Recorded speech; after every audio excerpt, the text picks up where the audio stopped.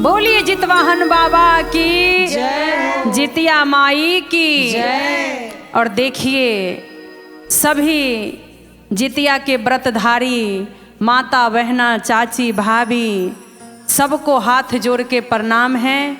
और जितना भी जितिया पवनी सभी लोग करते हैं वो सब जब तक जितिया का कथा नहीं सुनते हैं तब तक जितिया का व्रत पूरा नहीं होता। तो आप सभी से निवेदन है कि इस कथा को पूरा सुने और जितवाहन बाबा का ध्यान लगाएं। एक राजा साहेब थे और एक रानी जी थी। उनके शादी के कुछ दिन बाद रानी जी गर्भवती रहीं और 9वें महीने उनके गर्भ से एक सुंदर कन्या का जन्म हुआ। जब जन्म हुआ तो जन्म होते ही रानी जी दुनिया से चल बसे। चल बसे राजा साहब घोर चिंता में पड़ गए कि इस कन्या का लालन पालन कैसे होगा। सभी से बोलने लगे, रोने लगे, कहने लगे जो मेरी एक पुत्री है उसका लालन पालन कैसे होगा। पता न कैसे रानी जी इस दुनिया को छोड़ चली है। सभी लोग बोले कि राजा साहेब दूसरा शादी कर लीजिए, इसकी माँ मिल जाएगी और आपको धर्मपत्नी मिल जाएगी, इस बच्ची को लालन पालन अच्छे से करेगी। राजा साहब सबका बात मानते हुए दूसरा शादी कर लिए। और जब दूसरी रानी जी आई तो वो उस बच्ची के साथ बहुत दुर्व्यवहार करती थी। और जब उस बच्ची के जन्म लेते ही उनकी माताजी खत्म हो गई तो सभी मिलके उसका नाम दुखनी रख दिया। और वो दुख के मारे दुखनी बहुत दुख झेली बेचारी। उस राजा साहेब की दूसरी पत्नी जो थी वो उसे दुखिया कह के ही बुलाती थी, बहुत अपमान करती थी। अब कुछ दिन बीतते ही वो रानी जी भी गर्भवती रही और कुछ दिन बाद उनके भी तन से सुंदर कन्या का जन्म हुआ 9 महीने बाद। अब उसका नाम सुखनी रखा गया। उसकी माँ बोली कि ये तो दुखनी तो दुनिया में आई और माँ को खा गई, अभागिन है। मेरी बेटी देखो आई तो राज दरबार कितना खुशहाल है, सब कुछ खुशहाल है, इसलिए इसका नाम सुखनी रखूंगी। रखी, लालन पालन होने लगा। दुखनी जो थी घर का काम धाम करती थी, झाड़ू बर्तन गोबर गोईठा सब करती थी। और सुखनी जो थी वो स्कूल पढ़ने जाती थी। समय बीतता चला गया। जब 14-15 साल की सुखनी हो गई और दुखनी 16-17 साल की हो गई तो रानी बोली कि राजा साहेब अब बेटियां जवान हो चुकी है, अब इसको शादी कर दिया जाए। राजा साहब गए, नाई ब्राह्मण को खबर दिए कि एक रिश्ता देखा जाए। दुखनी के लिए गरीब परिवार देखा जाए। रानी जी बोली कि देखिए दुखनी को अगर अच्छा परिवार में शादी कीजिएगा तो क्या पता इसके जाते ही कुछ घटना हो जाए तो रिश्ता टूट जाएगा। इसलिए ऐसा परिवार में कीजिए कि उसके पास कुछ होगा ही नहीं तो ये जाएगी, जब कुछ रहेगा ही नहीं तो क्या घटेगा। इससे अच्छा है इसको दुखिया परिवार में शादी कीजिए। और हमारी जो बेटी है सुखनी वो सौभाग्यशाली है, उसको राज दरबार देख के शादी कीजिए, क्योंकि वो फूल के तरह पली है, वो दुख नहीं सह पाएगी। जय हो, जय हो, जय। इतना बोलते राजा साहब नाई ब्राह्मण को न्योता भिजवाए। नाई ब्राह्मण मिलके गए रिश्ता खोजने के लिए। खोजते खोजते एक गांव में गए। वहाँ एक विधवा औरत थी, उनका एक ही लड़का था और बेचारी किसी तरह मांग चांग के गुजारा करती थी। उनके घर नाई ब्राह्मण गए और बोले कि माताजी आपके लिए रिश्ता आया है राज दरबार से। विधवा माँ जो थी वो रोने लगी और बोले कि क्यों हमारा अपमान कर रहे हो ब्राह्मण देवता। बोले कि नहीं, सो आया है, लेकिन उनकी लड़की का नाम भी दुखनी है और दुख की मारी है। वो जन्म ली तो उसकी माँ खत्म हो गई। अब जो दूसरी माँ है, सौतेली माँ, वो बोली है कि गरीब परिवार देख के शादी किया जाए। तो मुझे तो नहीं लगता कि आपसे ज़्यादा कोई गरीब होगा। तो खुश हो गई, बोली कि हाँ हम कर लेंगे शादी।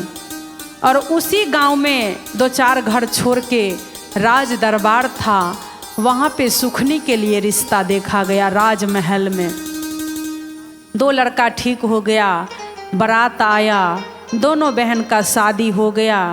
अब वो सुखनी डोली में जा रही है और दुखनी बैलगाड़ी पे जा रही है। जय हो जय हो। और जैसे ही अपने ससुराल पहुंची, बेचारी दुखनी देखी, पूछी अपनी सास से कि माँ जी भोजन क्या बनाऊं।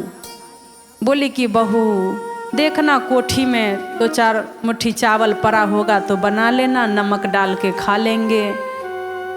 बेचारी गई, कोठी खोली, देखी तो खूब रोने लगी।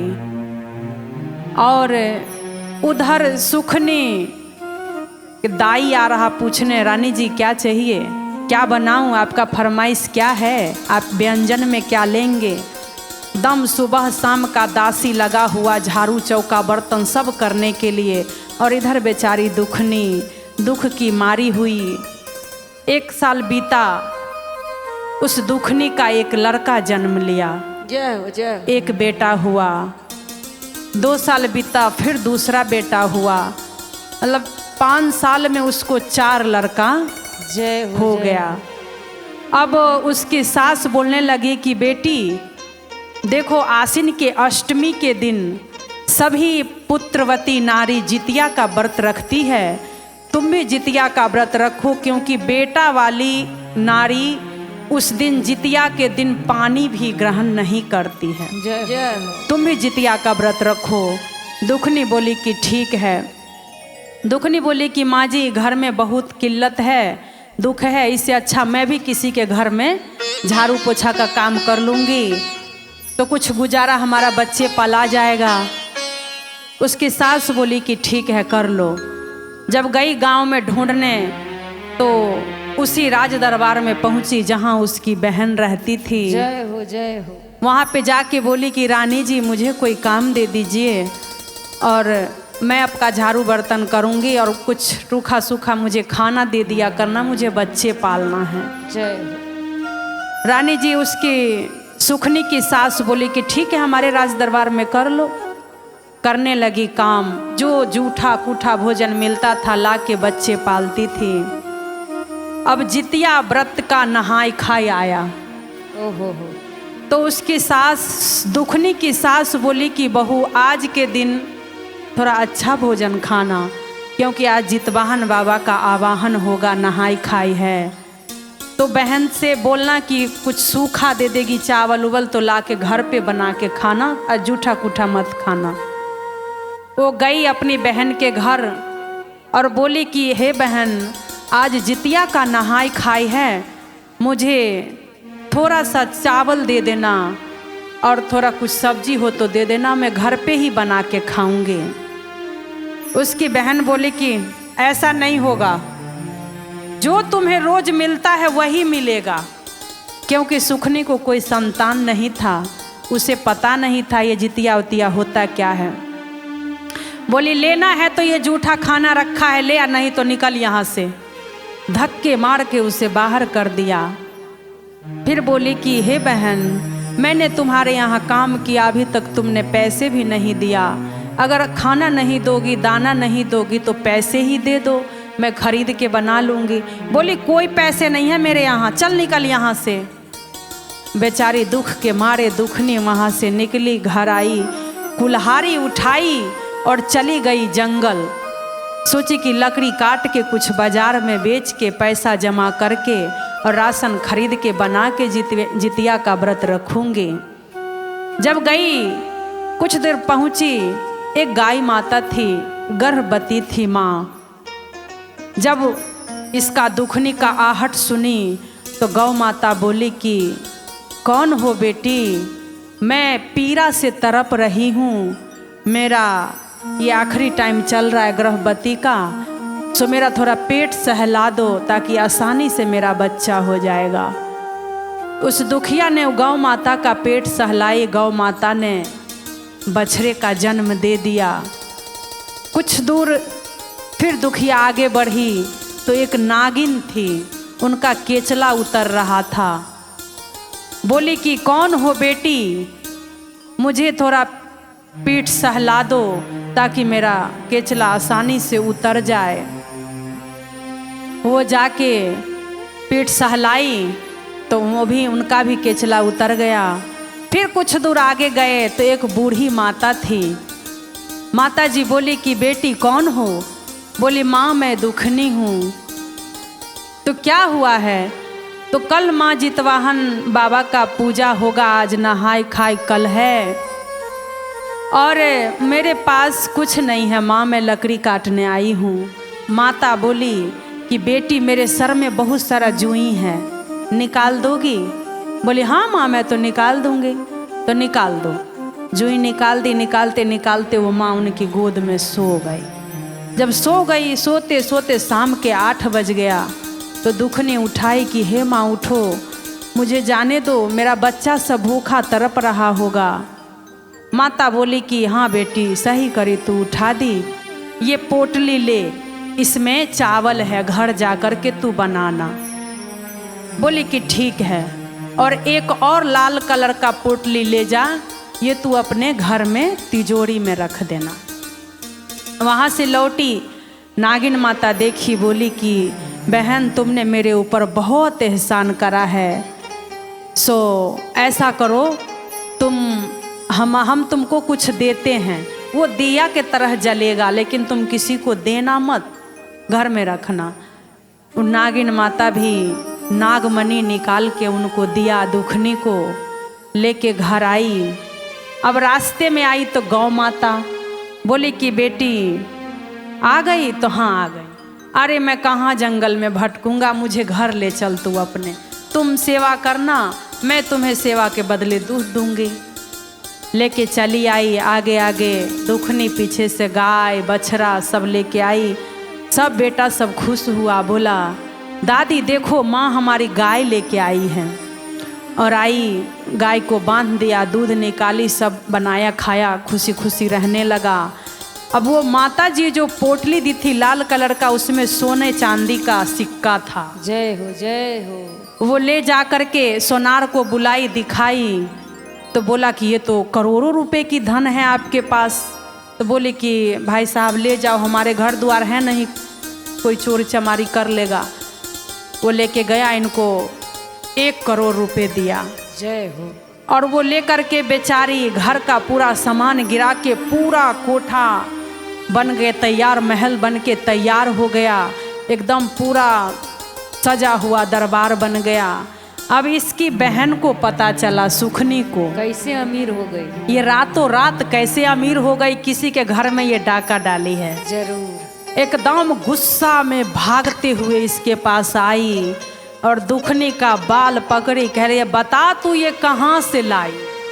वो बोले कि बहन पहले तो मेरा बाल छोड़ो और बैठो तुम आराम से। रे मौसी को पानी पिला, बच्चे से बोली। बच्चे सब पानी ला के दिया। बोला कि बताओ तुम्हें रातों रात धन कहाँ से आया, किसके घर चोरी करी? बोले कि बहन मैंने किसी के घर चोरी नहीं किया, ना किसी के घर डाका डाला, और मैं ऐसे ऐसे जंगल गई थी लकड़ी काटने, तो गौ माता मिले, नागिन माता मिले, एक बूढ़ी माता मिले, मैंने सेवा किया, उसके बदले में मुझे ये फल मिला। सब बता दी। बस इतना सुनते ही सुखनी भाग गई, दौड़ गई जंगल में। घर गई या एक कुल्हाड़ी उठाई और चल दी जंगल लकड़ी काटने। जय हो लालच, लालच। लकड़ी काटने चली, गौ माता मिली। ऐसे ही माता जितिया माता परीक्षा लिए, सेम उसी तरह सेम गौ माता मिले, बोल रहे बेटी इधर सुनो, मेरा दर्द से पीड़ा से मैं तड़प रही हूँ, थोड़ा मेरा पेट सहला दो। वो तो कभी कुछ करी नहीं थी, वो तो सीख भी इधर से उधर नहीं उठा कर रखी थी, उसको क्या पता। वो कह रही है देख रहे हो कुल्हाड़ी, इसी से 4 टुकड़े कर दूंगी अगर मुझे काम अढ़ाया तो। जय हो। मैं राज दरबार की राजकुमारी हूँ, राजकुमारी थी अब रानी हूँ, और तुम मुझे कह रहे हो पेट सहला दो, पेट सहला दो। मैं तुम्हें नौकर दिखाई दे रही हूँ। जय हो। बोल के आगे बढ़ी, नागिन मिली, कह रही है बेटी मेरा केचला उतरने वाला है, थोड़ा पेट सहला दो। कह रही है देख रहे हो ना कुल्हाड़ी, इसी से 4 टुकड़े कर दूंगी काट दूंगी। और सारा केचला निकल जाएगा। तुम मुझे समझती क्या हो? हाँ मैं नौकर दिख रही हूँ, मेरे को दुखनी मत समझना, मैं सुखनी हूँ राजकुमारी। बोली अब गई, वो माता मिली, बूढ़ी माता। कह रही है बेटी कहाँ आई हो? अरे माई लकड़ी काटने आई हूँ। तो कह रही है मेरे सर में जुई है, थोड़ा सा जुई निकाल दो। ये तो घमंडी थी एकदम, घमंड से एकदम चूर। कह रही हैं बदबू आता है जुई का, मैं तुम्हें जुई निकालने वाली दिख रही हूँ? मैं रानी हूँ। मैं रानी हूँ, मेरे राज दरबार में मेरी चप्पल उठा के देने वाली नौकरानी लगी है, खाना बनाने वाली, और मेरा जूठा बर्तन उठाने वाली, और तुम मेरे कह रहे हो जुई निकाल दे? जय हो, जय क्या हो। समझती है मुझे? बोली माता बोली कि ठीक है। बोली कि जो पोटला दी थी, वो दो, जो पोटला दुखनी को दी थी वो खाली ला, मैं वही लेने आई हूँ। आई हूँ। वाह वाह रे सुखनी लालची। अब माता जी क्या करती बेचारी, लाल कलर का पोटला दे दी। दे दी, लो। अब लेकर के आई, जैसे ही घर आई और खोली, कीड़ा मकोड़ा पिल्लू पूरा घर में फैल गया। जय हो, जय हो। पूरा घर में फैल गया। वैसी करनी वैसी वैसी भरनी। अब बोल रही है कि फिर गई दुखनी के पास, बोली कि तू ये क्या करवा दी मेरे घर में? हाँ, सांप पूरा गोजर चल रहा है। पूरा सांप गोजर कीड़ा मकोड़ा रेंग रहा है। दुखनी बोली कि बहन तुमने क्या क्या किया? तो बताई कि मैं तो ऐसे किया।